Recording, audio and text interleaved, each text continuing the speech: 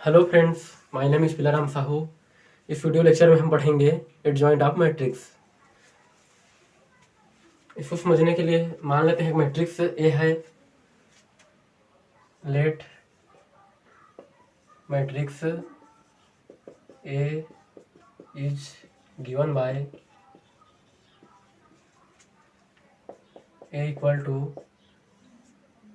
A11, A12, A13, A21, A22, A23, A31, A32, A33।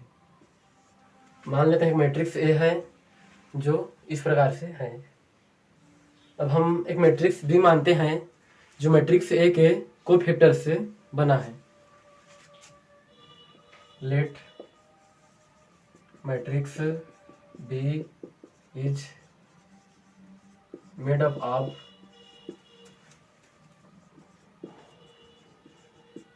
Cofactor of ए।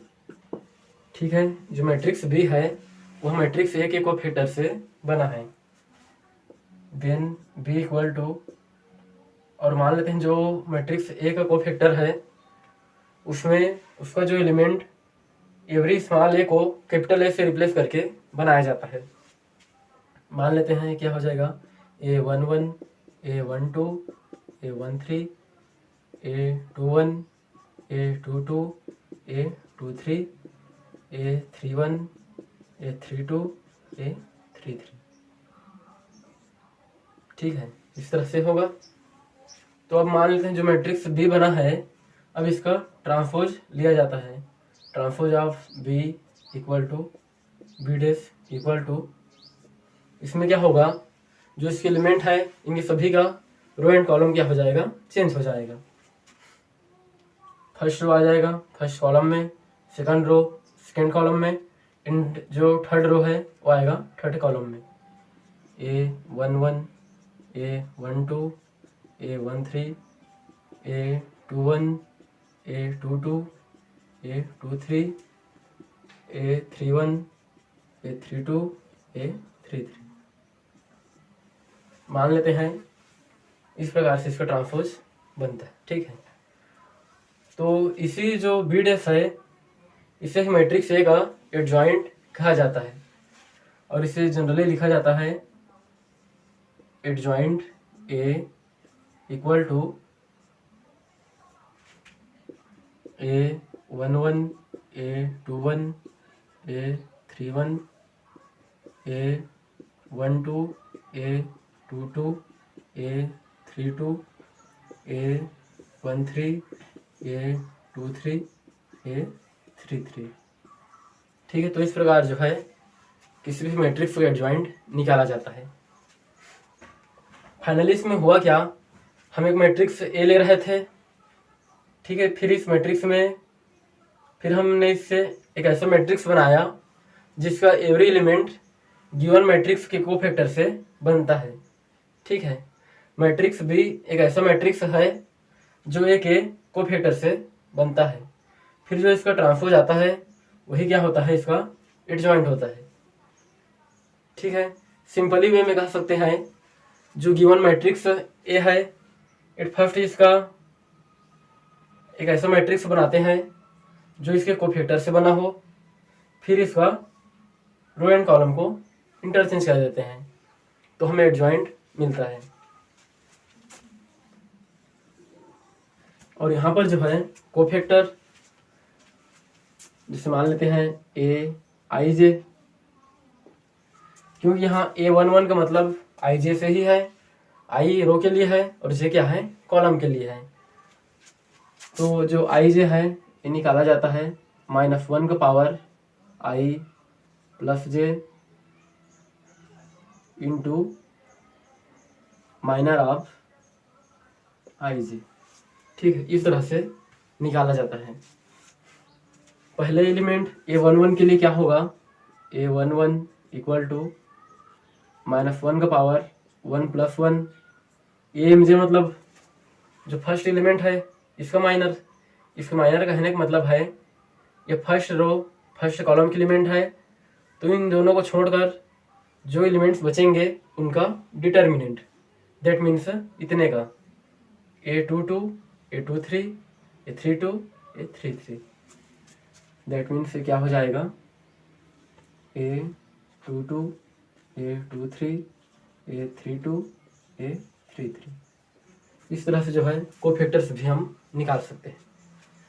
इसी तरह से A12 के लिए -1 का पावर, अब यहाँ 1 और 2 है, ये हो जाएगा 1 + 2। अब देखते हैं यहाँ कोफैक्टर के लिए क्या आएगा। इसे हम लिख सकते हैं AM12, मतलब इसका कोफैक्टर, ठीक है। A12 इसको लिख सकते हैं -1 का पावर 3, दैट मीन्स -1, और इसका जो है माइनर क्या होगा, फर्स्ट रो सेकंड कॉलम छूटेगा तो क्या बचेगा, ए वाला और ए वाला, A21 A31 A3 A23 A33। इस तरह से, इसी तरह से हम A3 क्या होगा, -1 का पावर 1 + 3, फिर यहाँ पर क्या आ जाएगा, इसका minor, that means third row third column छूटेगा, sorry first row third column, इनको छोड़कर ये 4 एलिमेंट बचेंगे, A21 A31, ये हो जाएगा A23 और ये 33।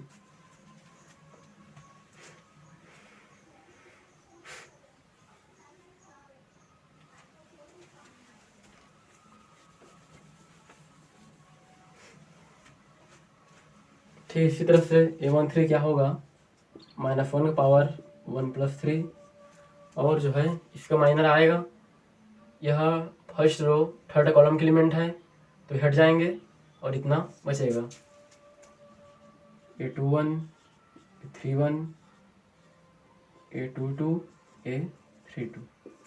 इसी तरह से सभी एलिमेंट का कोफैक्टर्स ज्ञात किया जा सकता है। ठीक है, तो ये हो गया एडजॉइंट ऑफ मैट्रिक्स। इसको एक एग्जांपल से समझेंगे। मान लेते हैं क्वेश्चन है, question 1, find adjoint of given matrix. ठीक है, गिवन मैट्रिक्स है जिसका एडजॉइंट फाइंड आउट करना है।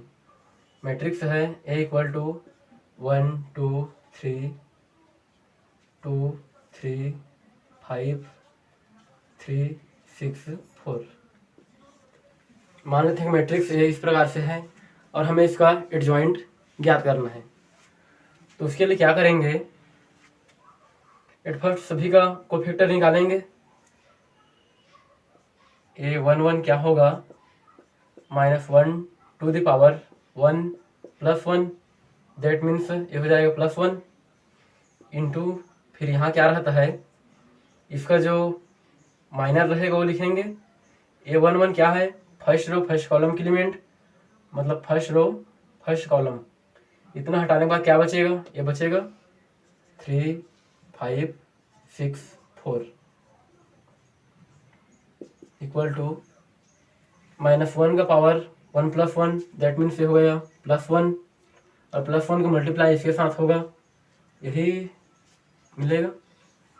फिर इसको सॉल्व करते हैं, ये आ गया प्लस में ना, 3 का मल्टीप्लाई 4 के साथ 12 -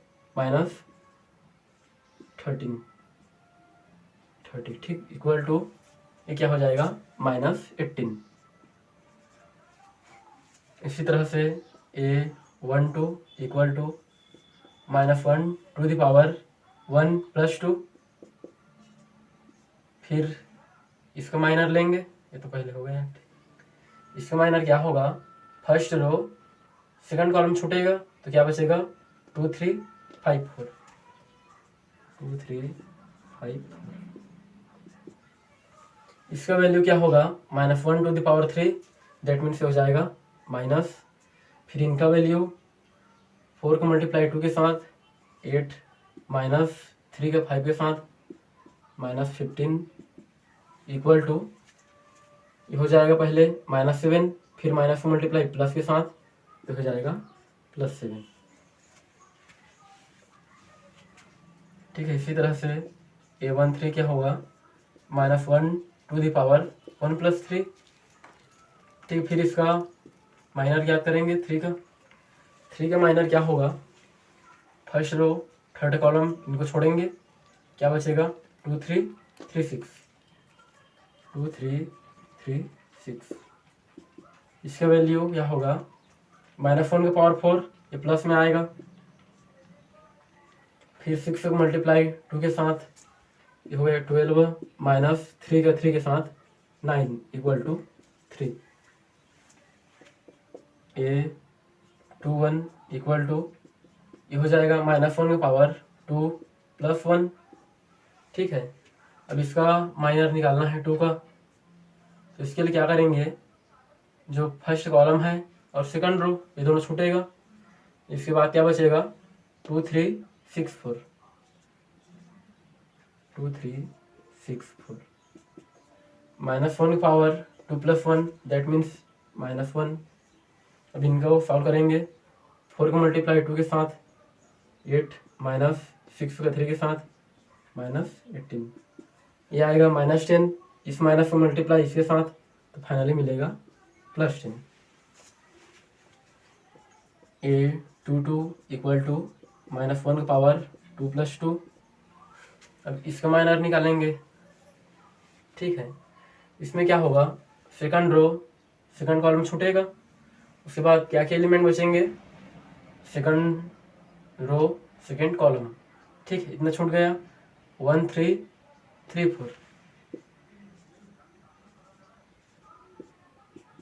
इसका वैल्यू ये तो आएगा प्लस में, 4 का 1 के साथ 4 माइनस 9 इक्वल टू -5। इसी तरह से A23 इक्वल टू -1 का पावर 2 + 3। फिर इनका माइनर ये क्या हो जाएगा, सेकंड रो थर्ड कॉलम छूटेगा, इसके बाद क्या बचेगा 1 2 3 6। इसका वैल्यू आएगा माइनस में, 6 का मल्टीप्लाई 1 के साथ 6 माइनस 3 का 2 के साथ 6 equal to 0। A31 equal to -1 to the power 3 + 1।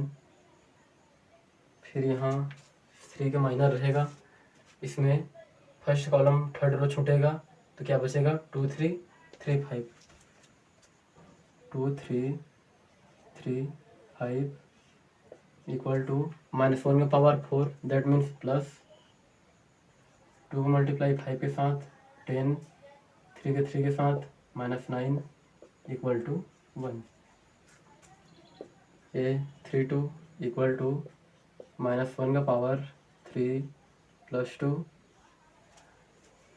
अब इसीलिए देखिए थर्ड रो सेकंड कॉलम छोड़ना है, क्या बचेगा 1 2 3 5, 1 2 3 5 इक्वल टू, ये -1 का पावर 5 हो गया दैट मीन्स -5 का मल्टीप्लाई 1 के साथ 5 -2 का 3 के साथ 6, फिर आ गए -1 का मल्टीप्लाई माइनस के साथ +1 आ जाएगा।